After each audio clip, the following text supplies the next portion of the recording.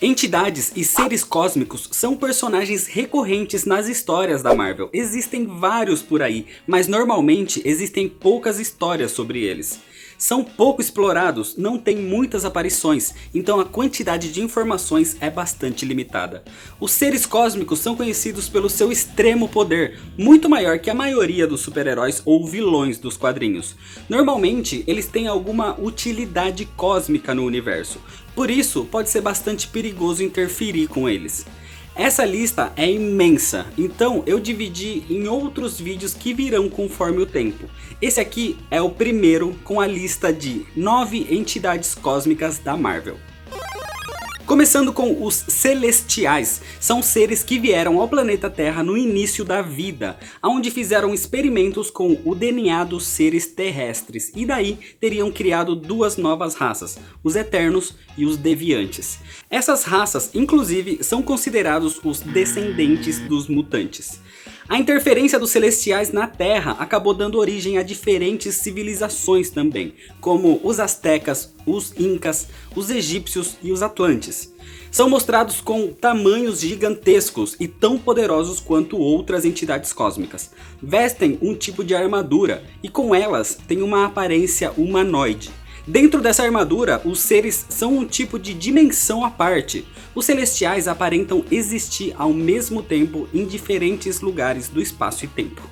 A sua utilidade no universo ainda é um mistério, já que eles interferem diretamente na evolução das raças, inclusive sendo considerados os culpados de espalhar os mamíferos pelo universo. O líder de todos os Celestiais é chamado de One Above All, mas não confundam com outra entidade que é chamado da mesma forma, que é claro que eu vou falar depois. Em contraparte dos Celestiais, a gente tem os Vigias, uma raça que é extremamente proibida de interferir com outros seres ou em conflitos. São extremamente poderosos e se dedicam a observar e registrar a história do universo sem nunca se intrometer. Por esse motivo, existem vários conflitos entre os Vigias e os Celestiais. O Vigia responsável pela Terra é o Uatu, que apesar da regra principal de nunca se meter, ele sempre interfere nos assuntos terrestres.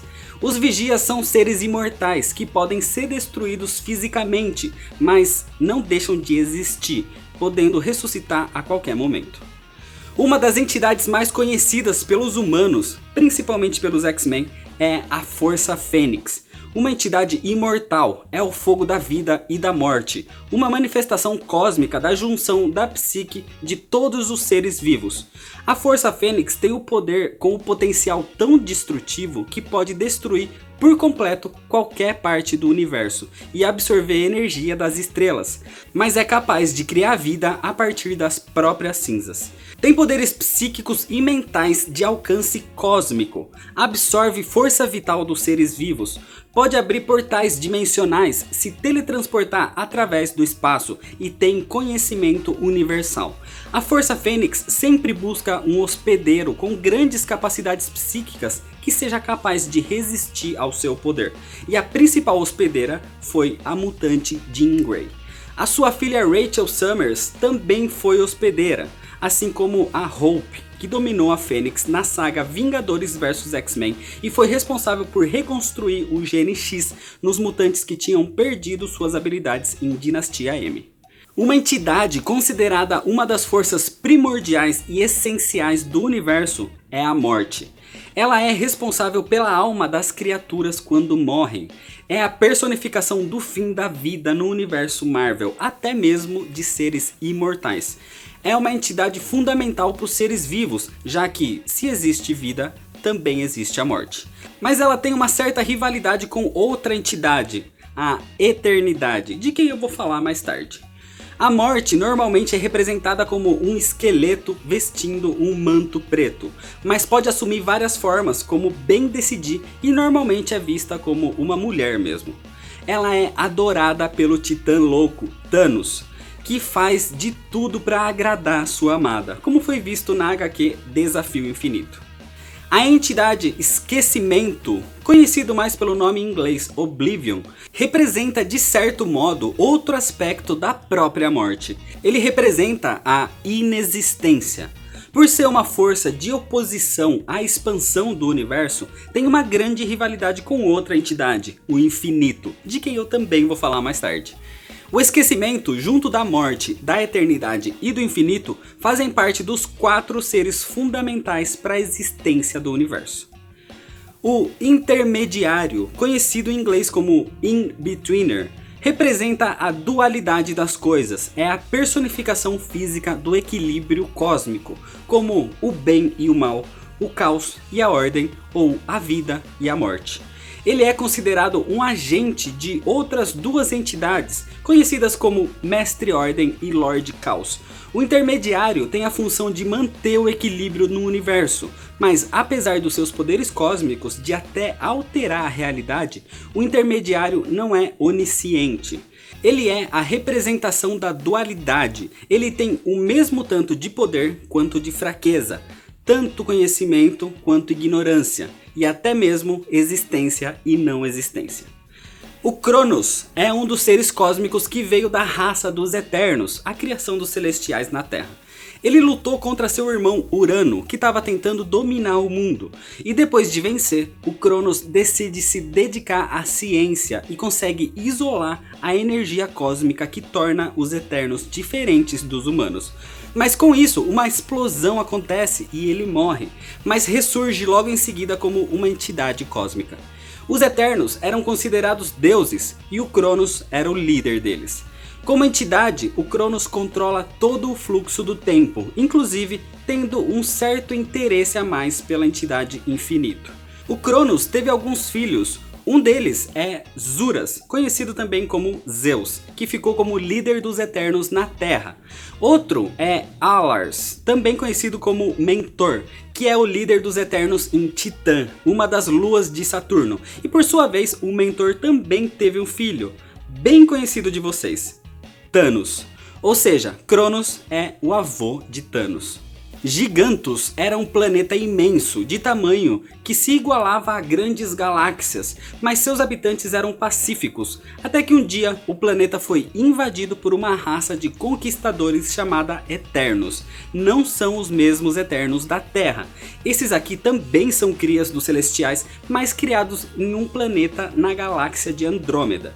Quando eles invadiram Gigantos, viram que seria impossível dominar o planeta inteiro devido ao seu grande tamanho, então resolveram explodir tudo. Antes de morrer, as mentes de bilhões de habitantes do planeta formaram um único ser cósmico, o Estranho. É um ser com a capacidade física e mental de todos os habitantes de Gigantos. Tem poder e inteligência inimagináveis. Ele possui um laboratório particular onde faz pesquisas sobre o universo. Às vezes ele é incluso como um dos anciões do universo, por ser o último de sua raça, mas é mais considerado como um ser cósmico, já que ele seria a junção de todos os seres do seu planeta. Passando agora para o ser cósmico mais controverso da Marvel, o Beyonder. É o personagem que mais teve retcons, histórias que recontavam e alteravam algo na sua origem e na sua história. Quando o Beyonder surgiu, ele era basicamente a junção do poder total de uma realidade paralela, chamada Beyond Realm. O Homem Molecular acessou o reino dos Beyonders sem querer durante um experimento.